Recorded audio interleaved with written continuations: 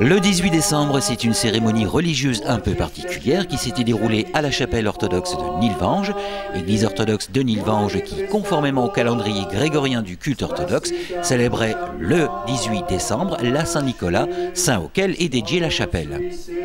Aujourd'hui, c'est la Saint-Nicolas, c'est le patron de cette église qui est dédié à la Sainte Trinité et à Saint-Nicolas. Donc il y a eu au cours de cette journée deux cérémonies. La première, la Sainte Liturgie traditionnelle, et enfin une cérémonie pour consacrer et vénérer le patron de cette église, Saint-Nicolas. À cette occasion, depuis quelques années, l'église orthodoxe de Nilvange accueille les reliques de Saint-Nicolas transférées de la basilique de Saint-Nicolas de Port et s'ouvre à une cérémonie dont la liturgie est dédiée à ce saint. Dont les reliques ont été prêtées par la basilique de Saint-Nicolas de Port. Comme chaque année, ils mettent à notre disposition les reliques de Saint-Nicolas. Il semblerait que ce soit un morceau du bras de Saint-Nicolas qui soit présent. Rappelons en tout cas que Saint-Nicolas,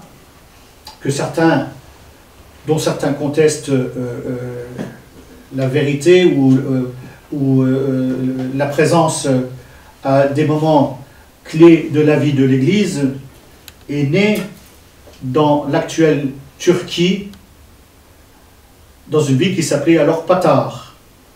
Il était le neveu d'un évêque de ce lieu et il est devenu lui-même évêque, accomplissant ainsi sa foi dans le Christ ressuscité. Nous le connaissons comme docteur de la foi, puisque nous le voyons aussi au premier concile de Nicée, qui a rassemblé tous les évêques du monde chrétien, de l'Orient et de l'Occident, pour décider du dogme de la foi. Un peu d'histoire concernant la chapelle. La chapelle orthodoxe de Nilvange, née au lendemain de la Première Guerre mondiale. Alliée de la France durant la Grande Guerre, l'armée russe reste fidèle au tsar après la révolution bolchevique de 1917. En 1918, à la fin des combats, ces troupes ne seront pas rapatriées en Russie, mais demandent l'asile à leurs alliés, dont la France. Une poignée d'officiers rejoint la vallée de la Fench. En effet, le directeur de la société métallurgique de Knutange, ayant épousé la fille de l'ambassadeur de Russie, fait venir un noyau d'officiers à Nilvange et leur donne du travail à l'usine.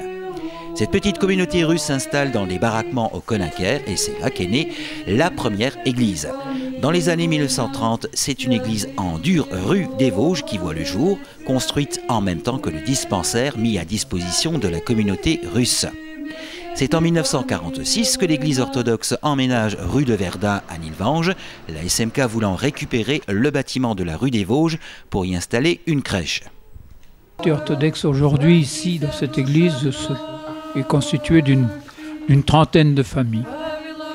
Alors qu'à l'origine, donc après la Première Guerre mondiale, il y avait un noyau de plus de 150 familles russes qui ne sont pas retournées en Russie du fait de la Révolution. Ils sont restés en France et particulièrement ici à Knutange parce que la SMK a été créée et on manquait de main-d'œuvre. Et le directeur de cette usine a fait appel aux officiers, principalement de l'armée russe qui a combattu aux côtés des Français pendant la guerre 18. Et il est à noter par ailleurs que la chapelle orthodoxe rue de Verdun de Nilvange ouvre ses portes lors des Journées du patrimoine.